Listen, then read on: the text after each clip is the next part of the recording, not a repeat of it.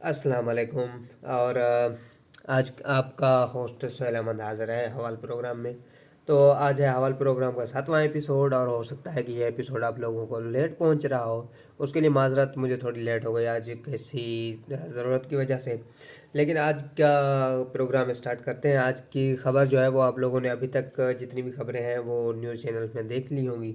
लेकिन उनका एक रिवीजन कर लेते हैं कि आज की खबर क्या क्या थी और क्या क्यों थी। वैसे आज तो सुबह सुबह बुरी खबर मिली कि क्या कहते हैं, बलूचिस्तान में पीटीआई की रैली पे धमाका हो गया है और वहाँ पर 4 लोग जहाँ बहक हो गए हैं। ऑफ कोर्स ये होना ही था। जैसे इलेक्शन करीब आते हैं तो क्या कहते हैं, अमन अमान की सूरत हाल बिगड़ना ये तय है। लेकिन इतनी बिगड़ेगी ये अच्छी बात नहीं है, क्योंकि इलेक्शन के लिए ज़रूरी है कि आपके मुल्क का अमन अमान वो बहाल रहे और अच्छा रहे। और उम्मीद है कि जितने भी सिक्योरिटी फोर्सेस हैं हमारी, वो इन चीज़ों पे कंट्रोल पा लेंगे कि हमारे इलेक्शन जो है वो फेयर एंड क्लियर हों। लेकिन अभी तक क्या सूरत हाल है पाकिस्तान की, उसमें आप देख रहे हैं कि काफ़ी जितने भी क्या पार्टीज़ हैं या जितने भी लीडर्स हैं या जितने भी मैंने एमपीएस की सीट में अभी तक जिन्होंने फॉर्म फिल किए हैं, वो अभी तक जलसे कर रहे हैं और क्या कहते हैं, वादे कर रहे हैं। लेकिन उम्मीद करते हैं कि ये वादे जो हैं वो अच्छे होंगे और पाकिस्तान की बेहतरी के लिए होंगे। अभी तक की जितनी खबरें हैं उसको एक रिवाइज कर लेते हैं, एक हेडलाइंस कर लेते हैं कि आज क्या क्या खबरें थी। पहली खबर तो ये थी कि क्या कहते हैं, सुबह सुबह जो इमरान खान को कल केस की सज़ा हुई थी, 10 साल साइफर केस में 10 साल की कैद की सज़ा हुई थी शाह महमूद कुरैशी के साथ। तो पीटीआई ने जो है वो आला अदलिया में पटिशन दाखिल करने की क्या कहते हैं, एक फ़ैसला कर लिया है कि वो आगे अदलिया में इस केस को जो है वो अपील करेंगे। लेकिन वो अपील कब करेंगे, कब उन्होंने अपनी क्या कहते हैं एप्लीकेशन सबमिट करानी है, ये अभी तक क्लियर नहीं किया। लेकिन अभी तक वो पीटीआई जितनी भी पीटीआई की अभी तक जितनी भी उनकी पार्टी बाहर है, जेल से बाहर है, उनका यही कोशिश रहेगा कि फ़िलहाल वो इस इलेक्शन को कवर कर लें और फिर उस लीगली वो आगे प्रोसेस करें। पीटीआई के बारे में एक और बुरी खबर ये थी कि क्या कहते हैं, बुशरा इमरान खान की वाइफ और इमरान खान को जो है वो 14-14 साल के कैद की सज़ा हो गई है। और उसके साथ दोनों जो है वो 10-10 साल नाअहल हो गए हैं। ये आपको पता ही होगा कि ये केस किस चीज़ का था। ये केस एक्चुअली तोशा खाना का था, जिसमें इमरान खान को स्टेट गिफ्ट मिले थे मुख्तलिफ कंट्रीज से। तो उन्होंने इमरान खान ने वो सेल किए थे और काफ़ियों का कहना है कि ये क्या कहते हैं, जितनी कीमत थी उससे ब्लैक मार्केट में क्या कहते हैं बेचे थे। और आज जो है वो उस केस की सुनवाई थी अडियाला जेल में। लेकिन अडियाला जेल क्या कहते हैं, कमरा अदालत के बगैर जो है वो एक सुनवाई होना अच्छी बात नहीं है।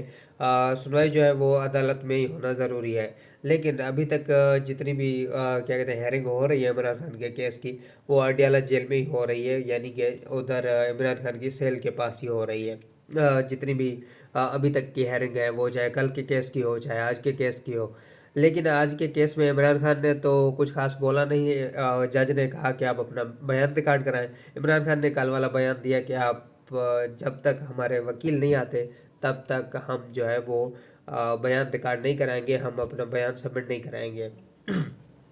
इमरान खान का यही कहना था और कह रहे थे कि इमरान खान जो है वो कमरा अदालत से बाहर चले गए थे, क्योंकि ऑफ कोर्स उन्होंने बयान रिकॉर्ड नहीं कराना था। और उनका इमरान खान का ये भी कहना था कि क्या कहते हैं, आज जो है वो उनको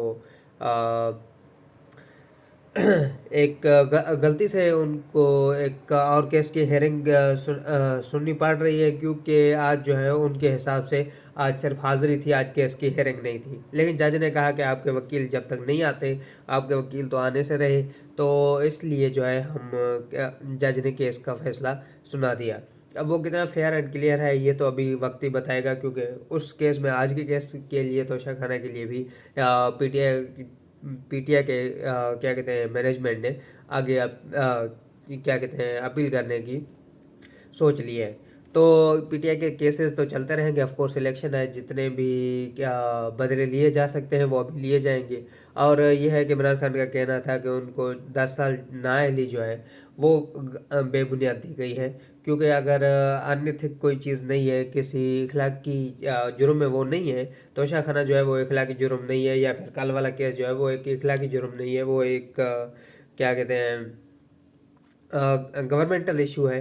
सो उस इशू को उस तरह डील करें और इमरान खान को जो है वो इजाज़त दे दें इलेक्शन लड़ने की जेल से।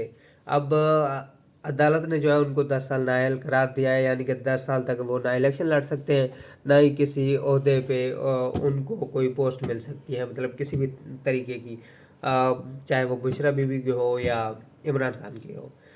10 साल की कैद के साथ और 10 साल की क्या कहते हैं नाअहली के साथ साथ जो उनको 14 साल की कैद हुई है, 14 साल की कैद और 10 साल नाअहली के साथ साथ उनको 7 अरब और सॉरी 1 अरब और 57 करोड़ जो है वो जुर्माना भी आयद किया गया है दोनों दोनों को, यानी कि इमरान खान और बुशरा बीबी को। वैसे मीडिया में तो यही कहा जा रहा है कि वो दोनों क्या कहते हैं मुजरिम हैं, लेकिन अभी फ़िलहाल उनको मुजरिम ठहराना, वैसे तो अदालत ने उनको मुजरिम ठहरा दिया है, लेकिन अभी तक उनको मुजरिम ठहराना अच्छी बात नहीं है। फ़िलहाल उनका केस अभी जो है वो आगे चलेगा, आगे जो है उनकी हेयरिंग्स होंगी। इस केस मतलब क्या कहते हैं इस अदालत में नहीं होंगी, लेकिन हायर हायर कोर्ट में और सुप्रीम कोर्ट में भी इसकी हेयरिंग और सुनने को मिले और इसकी न्यूज़ और सुनने को मिले। इमरान खान पे जितने भी केसेस हैं उनकी क्या कहते हैं इमरान खान की जो बहन है, उनका कहना था कि इमरान खान पे जितने भी केसेस हैं उनकी अभी तक जितनी भी हेयरिंग हो रही है उनकी जल्दी वर्डिक्ट इसलिए दिए जा रहे हैं क्योंकि अभी इलेक्शन करीब है और इलेक्शन से पहले पीटीआई को जो है वो कमज़ोर करना चाहते हैं। वैसे पीटीआई से एक और ख़बर भी है कि 30 के करीब जो है वो कारकुनान कराची में पीटीआई के उनको भी गिरफ़्तार कर लिया गया था कल। उसकी गिरफ्तारी इस वजह से थी कि उन्होंने क्या कहते हैं गवर्नमेंट से इजाज़त लिए बगैर जलसे किए थे, और जब गवर्नमेंट ने उन जलसों में इंटरफेयर करने की कोशिश की तो उन्होंने बैकलैशेस किए, तो इसलिए उनको जो है वो क्या कहते हैं जेल में रखा गया, उनको जो है वो अभी तक पुलिस रिमांड में रखा गया है। आज सुनने में आ रहा था कि उनको पुलिस रिमांड से लेकर आगे जेल में जो है वो आगे प्रोसेस करेंगे हेयरिंग के लिए, लेकिन अभी तक हुआ नहीं। क्या कहते हैं बात कर रहे हैं तोशा खाना की, तो बुशरा बीवी जो है वो जैसे ही केस की हेयरिंग हुई थी या जैसे ही वर्डिक्ट आया था 14 साल की कैद की, तो बुशरा बीवी जो है वो ऑलरेडी कोर्ट क्या कहते हैं जेल पहुंच गई थी गिरफ्तारी के लिए, लेकिन उनको अभी तक गिरफ्तार नहीं किया गया। उनका जेल हुकाम का कहना था कि अभी तक उनके अदालत से गिरफ्तारी के वारंट इशू नहीं हो रहे, और हो सकता है कि कोई और लीगल जो है एंगल उनके लिए एक्सप्लोर करके उनको उस हिसाब से मूव किया जाए। लेकिन इमरान खान के लिए तो अभी और सख्ती बढ़ गई है। कल 10 साल, आज 14 साल कैद मशक्क़त और 10 साल की नाअहली, और उसके बाद 1 अरब 14 करोड़ का 1 अरब 57 करोड़ का जुर्माना। तो इमरान खान के लिए दिन और टफ होते जा रहे हैं। तो देखते हैं कि इमरान खान अब कितनी देर तक ये चीज़ें बर्दाश्त कर पाता है, या उनकी पार्टी कितनी देर तक इस बारे में मजबूत रह पाती है, इसके बारे में कुछ कह नहीं सकते। वैसे अगर क्या कहते हैं इलेक्शन में की बात करें तो इलेक्शन में अगर हंगामे ना हो तो ऐसा हो ही नहीं सकता। बाजोड़ में एक और हंगामा हुआ है कि एक रेहान ज़ेब एक उम्मीदवार थे जिनको पीटीआई की टिकट मिली हुई थी, पीटीआई की टिकट नहीं मिली हुई थी बल्कि वो पीटीआई के उम्मीदवार थे, उनको कत्ल कर दिया गया है और बाजोड़ में जो है वो इलेक्शन मुलतवी हो गए हैं। शायद सारे बाजोड़ में तो मुलतवी नहीं हुए, लेकिन दो दो जो सीट्स हैं उन पे जो है वो इलेक्शन मुलतवी हो गए हैं। ये थी आज की क्या कहते हैं जो पीटीआई के बारे में खबरें। और वैसे इमरान खान का आज ये भी कहना था कि जितना भी कल का साइफर केस था या जितना भी था उसमें जनरल बाजवा ने उनको प्रेशराइज किया था, या उनके बारे में ये बातें इमरान खान की कहनी थी। इसमें कितनी सच्चाई है कितनी नहीं हम इसको इनसाइट्स नहीं जानते कि वज़ीर-ए-आज़म हाउस में बिहाइंड द सीन क्या चल रहा था उस टाइम या क्या हो रहा था, लेकिन साइफर केस में इमरान खान को सज़ा हो गई है। और क्या कहते हैं जनरल बाजवा अभी तक उनके बारे में कोर्ट का कोई वर्डिक्ट नहीं आया, कोई कमेंट नहीं आया, या मीडिया का या किसी वकला का या बैरिस्टर का कोई भी अभी तक उनके बारे में कोई किसी का भी कमेंट नहीं आया। वो सिर्फ इमरान खान ही कह रहे हैं। और ये भी था कि इमरान खान का कहना था कि जो उन्होंने एक साइफर डॉक्यूमेंट्स की कापी लहराई थी जलसे में, वो एक्चुअली ओरिजिनल डॉक्यूमेंट्स नहीं थे बल्कि पैराफ्रेज डॉक्यूमेंट्स थे, यानी कि डुप्लीकेट थे। डुप्लीकेट हो या असली, अगर वो कॉन्फिडेंशियल डॉक्यूमेंट्स थे, कल भी ये मैं बात कर रहा था कि अगर वो कॉन्फिडेंशियल डॉक्यूमेंट्स थे, अगर वो असली हों या डुप्लीकेट, उनका ऐसे पब्लिकली शो करना अच्छी बात नहीं है। और बिलावल भुट्टो का ये भी कहना था कि अगर इमरान खान को साइफर केस में जो है वो 10 साल बहुत कम सज़ा हुई है, इसके लिए तो सज़ाए मौत भी हो सकती थी, क्योंकि आप पूरे कंट्री की जो है वो सिक्योरिटी आप चैलेंज कर रहे हैं चैलेंज कर रहे हैं इस हिसाब से। और ये बात मैं कल भी कह रहा था कि अगर ऐसे ऐसे केसेस में आपकी सज़ा नहीं सुनवाई गई, या ऐसे केसेस में स्ट्रिक्ट नहीं होना पड़ा, तो ऐसे केसेस और होते रहेंगे और एक ट्रेंड बन जाएगा कि कोई भी उठ के डॉक्यूमेंट्स लहराना स्टार्ट कर देगा। और इससे इससे और तो कुछ होगा या ना होगा, लेकिन दुश्मन को इस चीज़ से ना वो एक लूप होल मिलेगा कि वो किस चीज़ पे टारगेट करे या किस पे ना करे। और हो सकता है कि इससे जो जितनी भी घमसान हो रही होती है इलेक्शन के दिनों में, जलसे जुलूस में, उनके हिसाब से, उनके डॉक्यूमेंट्स के हिसाब से, कॉन्फिडेंशियल डॉक्यूमेंट्स के हिसाब से, या सुप्रीम कोर्ट के हिसाब से, या क्या कहते हैं वज़ीर आज़म हाउस के हिसाब से, या हमारे सिक्योरिटी फोर्सेस के हिसाब से, जितने भी चीज़ें हैं जो इनसाइट हैं, जो क्या कहते हैं सीक्रेट रखी जाती हैं, उनका सीक्रेट होना बहुत ज़रूरी है। उनका सीक्रेट होना बेहद ज़रूरी है, क्योंकि अगर आपके सीक्रेट क्या कहते हैं लीक हो जाते हैं, आपके इनसाइट्स लीक हो जाते हैं, आपके इनसाइड पॉलिसीज़ लीक हो जाती हैं, तो ये मुल्क की सालमियत के लिए बहुत बड़ा ख़तरा है। एक क्या कहते हैं फॉर्म वगैरह भी मुस्तरद हो रहे हैं काफ़ी पीटीआई उम्मीदवारों के। और क्या कहते हैं हमाद अज़ार, एक पॉलिटिशियन है, उनके भी वो अभी तक सरेंडर नहीं कर रहे। उनका भी क्या कहते हैं फॉर्म जो है वो मुस्तरद कर दिया गया है। और एमक्यूएम वालों का कहना था कराची से कि सिंध से कोई भी अगर वज़ीर आज़म बनना चाहता है, यानी कि वो पीपी को रेफ़र कर रहे थे, बिलावल भुट्टो को, कि क्या कहते हैं सिंध से अगर कोई भी वज़ीर आज़म का उम्मीदवार है, उनको एमक्यूएम के साथ रहना ज़रूरी है। अगर एमक्यूएम उनका साथ नहीं देगी, तो वो सिंध से कोई भी ऐसा बंदा उठ के नहीं जा सकता जो सेंटर में गवर्नमेंट बनाए।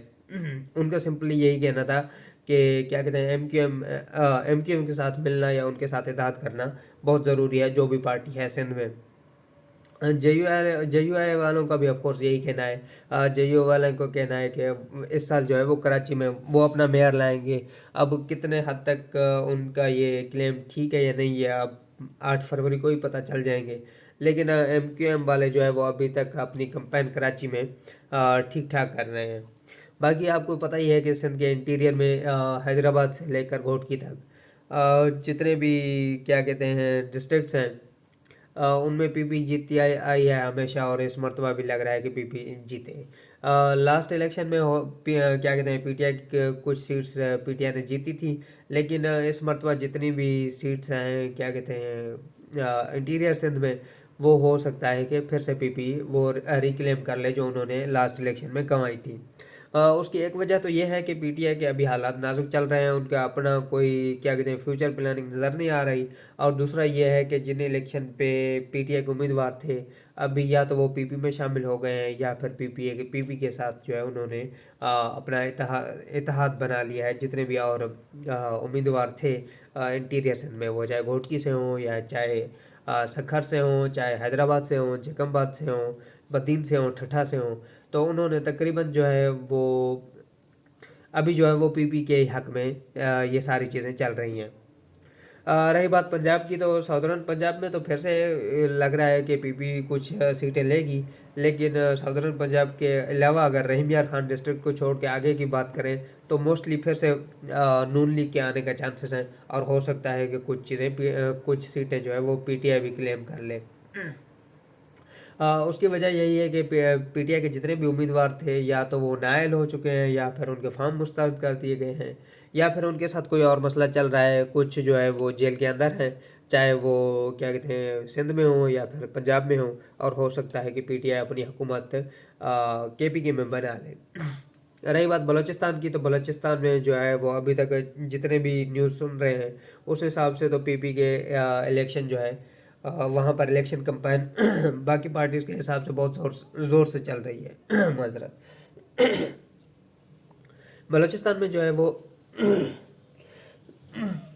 बलूचिस्तान में जो है वो क्या कहते हैं, पीपी नहीं आना है ऑफ कोर्स, या फिर पीपी आए या ना आए, लेकिन उनके पीपी के इत्तेहाद ने ही बलूचिस्तान में अपनी गवर्नमेंट बनानी है। अब ये चीज़ें जो है 8 फरवरी को वैसे तो क्लियर हो जाएंगी, लेकिन आज जो बलूचिस्तान में धमाका हुआ है, या फिर कल जो कल नहीं बल्कि परसों, गुजरे हुए परसों सिक्योरिटी फोर्सेस का जितना भी ऑपरेशन हुए हैं या दहशतगर्दी के मसले हुए हैं, उस हिसाब से बलूचिस्तान में क्या कहते हैं, सिक्योरिटी का बहुत बड़ा इशू होगा इलेक्शन में। वैसे तो आर्मी सारे मुल्क में डिप्लाई की जा रही है, क्या कहते हैं, इलेक्शन के लिए पोलिंग में सीसीटीवी कैमराज भी में भी लगे रूरल एरियाज़ में, और क्या कहते हैं, जितने भी हसास पोलिंग है वहाँ पर सिक्योरिटीज़ भी बढ़ाई जाएंगी। लेकिन इस मसले में जो है वो बलूचिस्तान में ठीक ठाक सिक्योरिटी फोर्सेस की ज़रूरत पड़ेगी फेयर एंड क्लियर इलेक्शन कराने की। और उम्मीद करते हैं कि इलेक्शन में कोई ऐसा मसला ना हो जिससे क्या कहते हैं, कोई जानी नुकसान हो या फिर माली नुकसान हो, या फिर वैसे ही दंगे फसाद हों। उम्मीद करते हैं कि ये इलेक्शन जो है वो पुरअमन होंगे। और क्या कहते हैं, जितनी भी पार्टीज़ हैं उनसे तो यही उम्मीद है कि वो अपने कारकुनान को यही कहेंगी कि सब्र और तहम्मुल करें और कोई ऐसा झगड़ा या कोई ऐसा फसाद ना करें जिससे क्या कहते हैं, सारे मुल्क में जो है वो अमन अमाल का सत्यानाश हो। फ़िलहाल के लिए यही उम्मीद है। वैसे क्या कहते हैं, बिलावल भुट्टो का भी बयान था। बिलावल भुट्टो का यही बयान था कि उनका कहना था कि क्या कहते हैं, अफसोस है कि बिलावल क्या कहते हैं, इमरान खान की बीवी को वो जेल जाना पड़ रहा है। हम वज़ीर आज़म साबिक़ वज़ीर आज़म यानी कि इमरान खान को रेफर करके उन्होंने कहा कि उनके जेल जाने से खुश नहीं है, लेकिन कुछ पार्टीज़ खुश हैं, वो इनडायरेक्टली नून लीग को टारगेट कर रहे थे। अब फिर से वही बात आ गई है, जैसे आज बिलावल भुट्टो ने फिर से वही कहा था सुबह के उनके जलसे में। उन्होंने कहा था कि अभी जो है वो ना ही पीटीए है ना कोई और मेजर पार्टी है सेंटर में। अभी फिर से जो है वो इलेक्शन का मुकाबला जो है वो पीपी और अ, नून लीग के दरमियान है, यानी कि तीर और शेर के दरमियान। अब पीपी जीतती है या नून लीग जीतती है ये तो अब वक्त ही बताएगा, या किसके वोट्स ज़्यादा हैं ये तो अब वक्त ही बताएगा। लेकिन क्या कहते हैं, अभी तक जितने भी पार्टीज़ हैं उनका डायरेक्शन जो है वो उनका टारगेट जो है वो इमरान खान है। जितनी भी पार्टीज़ हैं वो इमरान खान को ही टारगेट कर रही है। ऑफ कोर्स उनके साथ होना ही था, इमरान खान के साथ। ये हम सबको अंदाज़ा था कि एक प्रेडिक्शन थी कि इमरान खान की जब हुकूमत जाएगी तो उनको काफ़ी चीज़ें भुगतनी पड़ेंगी, क्योंकि वो उन्होंने जितनी चीज़ें की थी, उन्होंने जितने भी पर्सनल टारगेट किए थे, उनको ऑफ कोर्स ये चीज़ें देखने बाकी थी। और रही बात इमरान खान की, वो कितनी देर तक बर्दाश्त कर सकते हैं ये भी अभी देखना बाकी है। और जैसे अनवर मसूद ने कहा था कि क्या कहते हैं, अनवर मकसूद ने कहा था कि अगर इमरान खान जेल में रहा तो नेल्सन मंडेला बन जाएगा। तो अब देखते हैं कि वो कितना नेल्सन मंडेला जो है वो पाकिस्तान क्या कहते हैं, बनता है पाकिस्तान का नेल्सन मंडेला या नहीं, ये अब डिपेंड करेगा। और क्या कहते हैं, मरीम नवाज़ का भी यही कहना था कि मरीम नवाज़ कह रही थी कि वो पाकिस्तान इमरान खान की बीवी के जेल जाने से खुश नहीं है। वो उनको इस चीज़ की खुशी नहीं है कि किसी लड़की या किसी औरत को जो है वो जेल जाना पड़ रहा है। लेकिन इमरान खान उन्होंने कहा कि इमरान खान ने जितना हमें टारगेट किया था अब वही चोर निकल आए हैं, और जितनी भी उनकी प्रॉपर्टीज़ है वो सारी चोरी की है। अ, एक और उम्मीदवार जो नून लीग की हैं, क्या कहते हैं, मरियम औरंगज़ेब। उनका उनका कहना था कि क्या कहते हैं, जितने भी हमें चोर चोर कहते थे या नवाज शरीफ को चोर चोर कहते थे, वो अभी खुद चोर निकले हैं। अता तारड़ की भी तनकीद थी। तो क्या कहते हैं, इमरान खान पे तनकीद तो बनती है और सब करते ही रहेंगे। उसके अलावा चीफ़ ऑफ आर्मी स्टाफ का भी बयान था। चीफ़ ऑफ आर्मी स्टाफ का ये कहना था कि किसी भी पार्टी को इजाज़त नहीं देंगे कि वो मुल्क की सिक्योरिटी जो है वो दाव पे लगा के इलेक्शन लड़े या लड़ झगड़ के इलेक्शन लड़े। और यही चीज़ मैं पहले भी कह रहा था कि इलेक्शन जो है वो आप अपने बलबूते पे लड़ें, आप अपने परफॉर्मेंस के हिसाब से लड़ें। ऐसा नहीं है कि क्या कहते हैं लड़ झगड़ के या मुल्क की अमन अमान तबाह करके आप उस हिसाब से इलेक्शन लड़ें। उम्मीद करते हैं कि पीटीआई हो या पीपी हो या नून लीग हो, जितनी भी मेजर पार्टीज हैं उनके कारकुन जो है वो सही सलामत होंगे। बिलावल भुट्टो का एक और भी बयान था, वो बयान वो काफ़ी दिन से कर रहे हैं और वो काफ़ी दिन से बता भी रहे हैं कि वो जब भी क्या कहते हैं गवर्नमेंट में आए, जब भी गवर्नमेंट में आए, पाकिस्तान की गवर्नमेंट में आए, वो पहला काम यही करेंगे कि जितने भी सियासी लीडर्स जेल में हैं उनको रिहा करेंगे। वो पहला क्या कहते हैं आर्डर यही साइन करेंगे कि जितने भी सियासी उम्मीदवार जो है वो जेल में हैं उनको रिहा किया जाए। अब बिलावल भुट्टो के वज़ीर आज़म बनने के बाद इमरान खान को रिहाई मिलती है किसी भी केस में कि नहीं, ये अब वक्त ही बताएगा। या 8 फरवरी को जो इलेक्शन हो रहे हैं उसके हिसाब से यही चीज़ें होती रहेंगी। और क्या कहते हैं नवाज शरीफ का भी बयान था। नवाज शरीफ ने कहा कि ट्रांसपेरेंसी जो कल हम बात कर रहे थे, एक ट्रांसपेरेंसी इंटरनेशनल ट्रांसपेरेंसी के हिसाब से पीटीआई ने सबसे ज़्यादा जो है वो करप्शन की है एज़ कम्पेयर टू पिछली हुकूमतों के। अब ये चीज़ देखने वाली बात है कि पीटीआई हुकूमत ने करप्शन की या नहीं की, नून लीग ने करप्शन की या नहीं की, उसके बाद पीडीएम गवर्नमेंट ने करप्शन की या नहीं की। लेकिन कुल मिला के अभी जो मुल्क की इकनॉमी का हाल है वो इतना स्ट्रांग नहीं है कि वो किसी भी चीज़ को और को अफोर्ड कर सके जो हमारे पास में ना हो। हमारे जितने भी सिक्योरिटी फोर्सेस हैं या जितने भी पॉलिटिकल पार्टीज़ हैं या जितने भी लोग अभी अभी हमारे गवर्नमेंट में हैं उनसे यही रिक्वेस्ट है कि फ़िलहाल जो है वो आप इलेक्शन के अलावा जो है वो पाकिस्तान की प्रोग्रेस पे फोकस करें। पाकिस्तान किस डायरेक्शन में लेकर जाना है उस पे फोकस करें।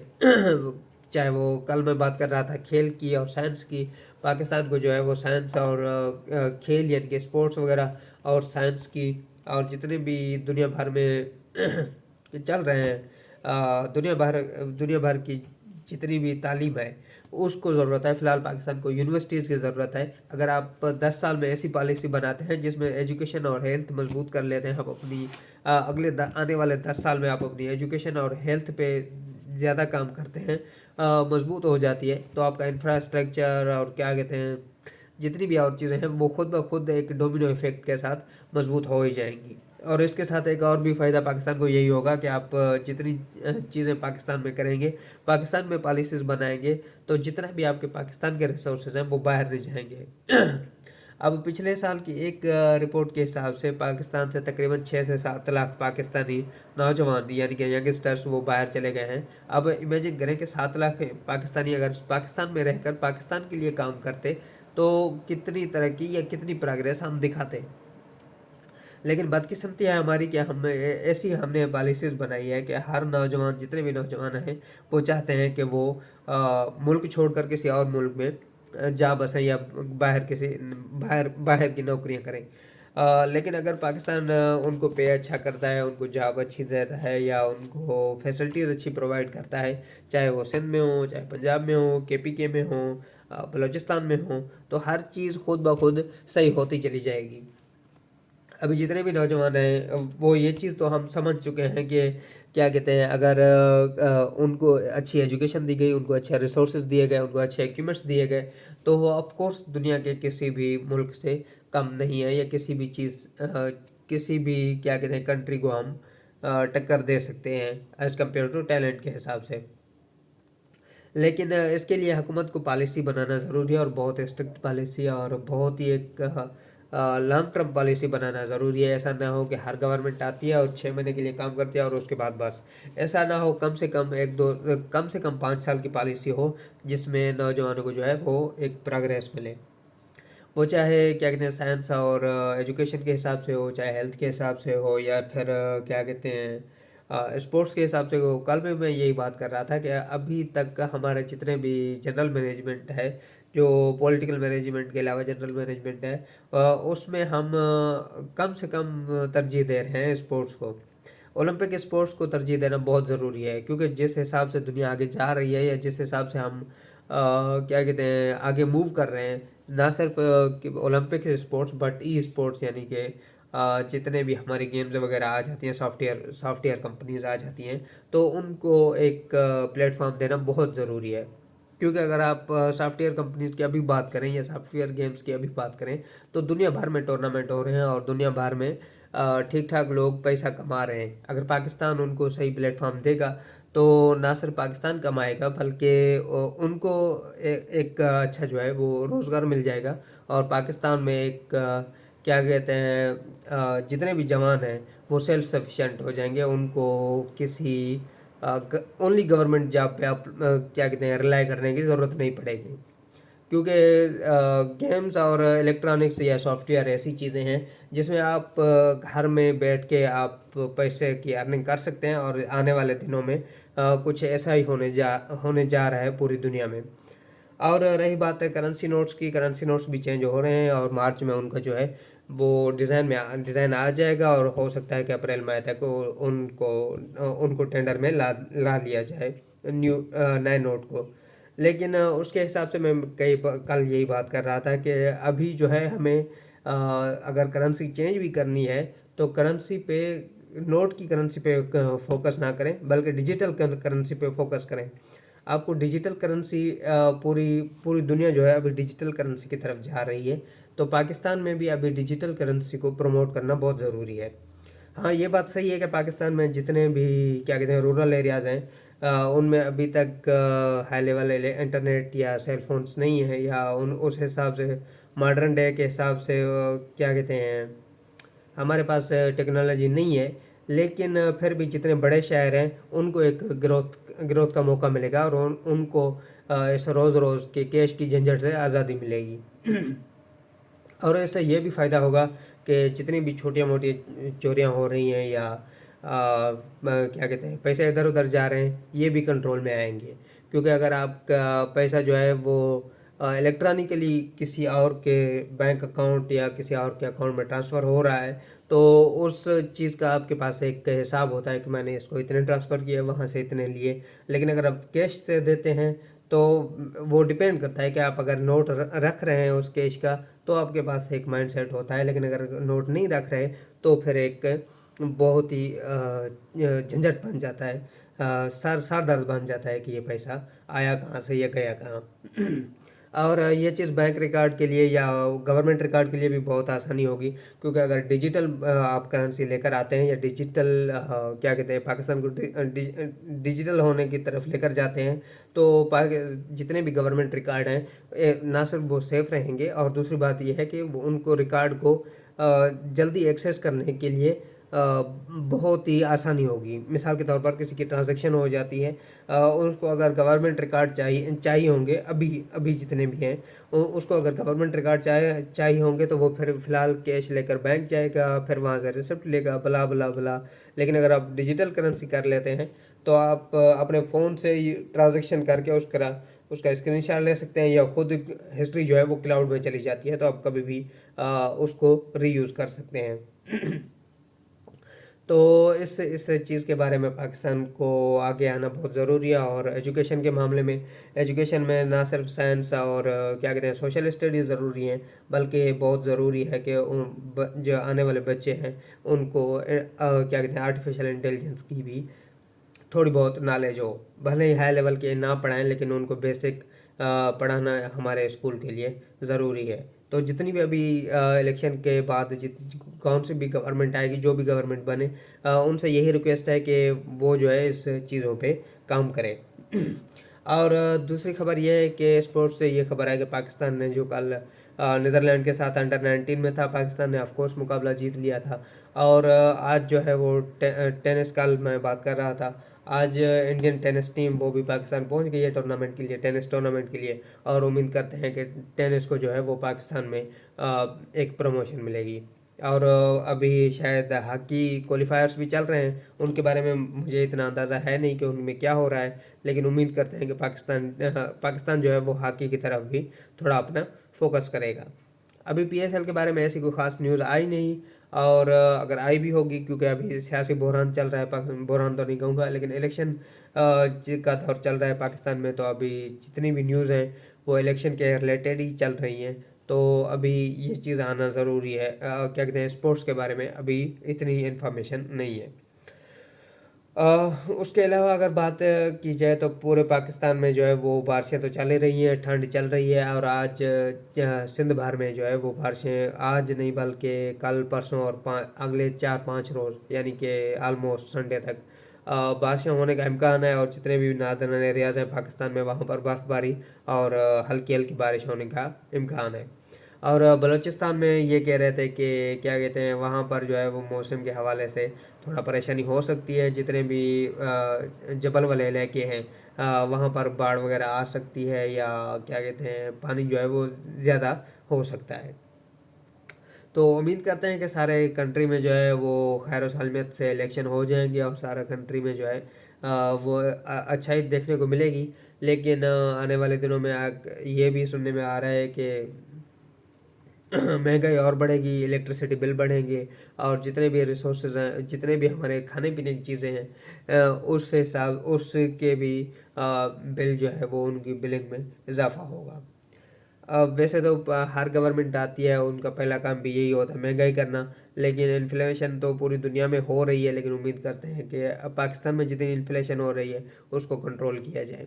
और उम्मीद करते हैं कि गवर्नमेंट जो भी पाकिस्तान में गवर्नमेंट है, नेक्स्ट गवर्नमेंट आए 8 फरवरी के बाद, उम्मीद करते हैं कि वो स्टेबल हो और 5 साल अपने पूरे करें, ताकि हमारी पॉलिसीज़ जो है वो स्टेबल हो सके, हमारा कंट्री स्टेबल हो सके, पॉलिटिकली स्टेबल हो सके, जनरली स्टेबल हो सके, और क्या कहते हैं सोशली स्टेबल हो सके, और हम एक डायरेक्शन की तरफ जा सकें, ताकि हमें पता चल सके कि हमारी पॉलिसीज़ क्या हैं, हमारे रूल्स एंड रेगुलेशन क्या हैं, हम किस तरफ जा रहे हैं, हमारा माइंडसेट क्या है। और जितने भी लोग बाहर जा चुके हैं अभी तक, उनको एक क्या कहते हैं रोशनी नज़र आए कि नहीं भाई, पाकिस्तान में भी अपॉर्चुनिटीज़ हैं। और उम्मीद करते हैं कि नई गवर्नमेंट काफ़ी अपॉर्चुनिटीज़ लाएगी। वैसे तो नून लीग वाले कह रहे हैं कि वो 1 करोड़ जो है वो नौकरियां देंगे, लेकिन देंगे या नहीं देंगे ये अभी तक कुछ कह नहीं सकते। और उम्मीद करते हैं कि वो 1 करोड़ नौकरियां जो है वो प्रोवाइड करेंगे। लेकिन जो भी गवर्नमेंट आए वो भले 1 करोड़ नौकरियां ना दे, जितनी भी नौकरियां दे क्या कहते हैं एक एक क्या कहते हैं एक चीज़ सेट करके जाए, एक ट्रेंड सेट करके जाए, ताकि आने वाली गवर्नमेंट, जितनी भी आने वाली गवर्नमेंट हो और जो भी गवर्नमेंट हो या जो भी पार्टी हो, उसको इस चीज़ से टेंशन ना हो कि उन्होंने कितनी नौकरियां देनी है, या क्या करना है क्या नहीं करना। जितने भी गवर्नमेंट के इदारे हैं, चाहे वो इलेक्ट्रिसिटी बोर्ड हो, वाटर बोर्ड हो, सिक्योरिटीज़ हो, चाहे एजुकेशन हो, हेल्थ हो, स्पोर्ट्स हो, जितनी भी चीज़ें हैं वो एक ट्रेंड, आने वाली गवर्नमेंट एक ट्रेंड सेट करके जाए, एक क्या कहते हैं एक रूट सेट करके जाए, जिस रूट के हिसाब से सारे इदारे जो है वो सेल्फ सफिशिएंट होके चलते रहेंगे। उम्मीद करते हैं कि आने वाली हुकूमत अच्छी होगी। और आज हमारे प्रोग्राम अव्वल प्रोग्राम का था 7वां एपिसोड। 7वें एपिसोड को करते हैं यहीं ख़त्म। वैसे तो और न्यूज़ आज मेरे पास इतनी थी नहीं, क्योंकि एक तो मैं लेट हो गया था और दूसरा इतनी बात करने को है नहीं, क्योंकि आज मैंने इतनी न्यूज़ देखी नहीं। तो उम्मीद करते हैं कि आप लोगों को ये एपिसोड पसंद आया होगा। और कोशिश करेंगे कि हर रोज़ जो है एक कुछ नई आप लोगों को नई बात बताई जाए, और नया तबसरा किया जाए, या नई बात के हिसाब से बात की जाए, या इलेक्शन के हिसाब से नई बात की जाए। उम्मीद करते हैं कि आप लोग खैर आफियत से होंगे और खैर आफियत से रहेंगे। दीजिए इजाज़त। अल्लाह हाफ़िज़।